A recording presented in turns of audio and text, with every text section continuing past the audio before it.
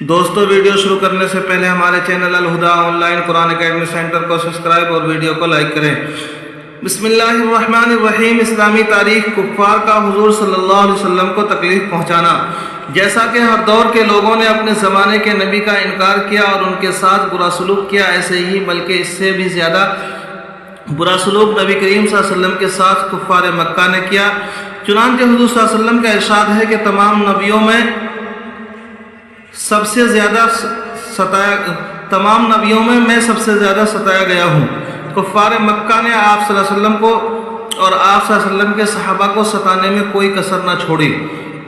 کوئی آپ صلی اللہ علیہ وسلم کے راستے میں کانٹے بچھاتا تو کوئی آپ صلی اللہ علیہ وسلم کا مذاق اڑاتا، کوئی شاعر اور کوئی جادوگر کہتا تو کوئی پاگل اور دیوانہ۔ کبھی شریروں نے نماز کی حالت میں آپ صلی اللہ علیہ وسلم کے جسم مبارک پر اونٹ کی اوجھلی ڈالی تو کبھی آپ صلی اللہ علیہ وسلم کے گلے میں چادر کا پھندا ڈال کر کھینچا۔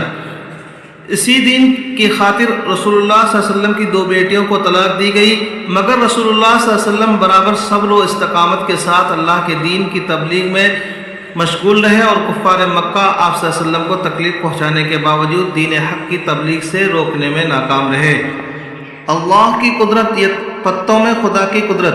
اللہ نے جس طرح انسانی جسم میں خون کی گردش کے لیے رگیں بنائی ہیں، اسی طرح پتوں کے اندر بھی پانی سپلائی کرنے کے لیے باریک جال بچھا دیا۔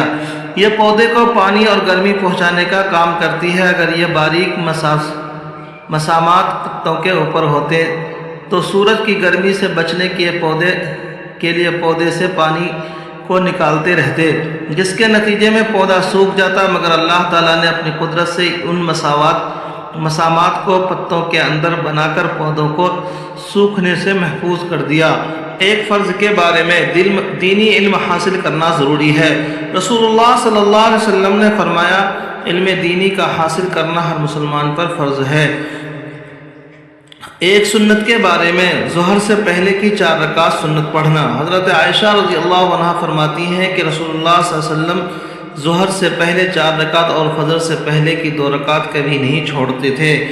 ایک اہم عمل کی فضیلت، تہجد کی نیت کر کے سونا۔ رسول اللہ صلی اللہ علیہ وسلم نے فرمایا، جو آدمی اپنے بستر پر لیٹتے وقت رات کو اٹھ کر تہجد کی نماز پڑھنے کی نیت کرے، نیند کے غلبے کی وجہ سے صبح ہو جائے تو نیت کے مطابق اس کو نماز کا ثواب ملے گا، اور حسن نیت کی وجہ سے اس کا سونا اللہ تعالیٰ کی طرف سے اس کے لیے صدقہ ہے۔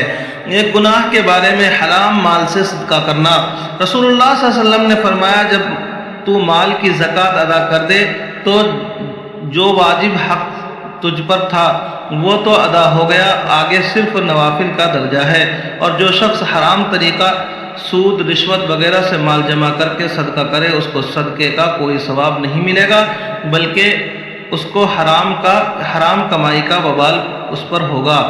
دنیا کے بارے میں دنیاوی خواہش کو پورا کرنے کا انجام۔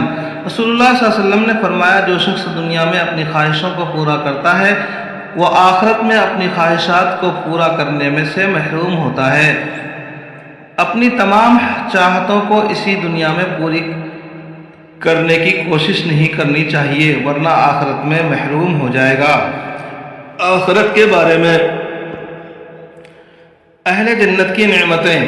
قرآن میں اللہ تعالیٰ فرماتا ہے، پرہیزگاروں کے لیے آخرت میں اچھا ٹھکانہ ہے، ہمیشہ رہنے والے باغات ہیں جن کے دروازے ان کے لیے کھولے ہوئے ہوں گے، وہ ان باغوں میں تکیے لگائے ہوئے بیٹھے ہوں گے، وہ وہاں جنت کے خادموں سے بہت سے میوے اور پینے کی چیزیں منگائیں گے، اور ان لوگوں کے پاس نیچی نظروں والی ہم عمر حوریں ہوں گی۔ طب نبوی سے علاج، ہر مرض کا علاج۔ رسول اللہ صلی اللہ علیہ وسلم نے فرمایا، تم میں سے کوئی شخص بیمار ہو جائے یا کسی کے بھائی کو تکلیف ہو جائے تو یہ دعا پڑھے، ربنا اللہ الذی فی السماء تقدس من اسمک امرک فی السماء والارض کما رحمتک فی السماء فاجعل رحمتک فی الارض اغفر لنا حوبنا وخطایانا انت رب الطیبین انزل رحمتا من رحمتک وشفاء من کل شفائک علی ھذا الوجع۔ انشاءاللہ ٹھیک ہو جائے گا۔ فائدہ، اس دعا کو مریض پڑھتا ہے یا اور کوئی پڑھ کر اس پر دم کرے۔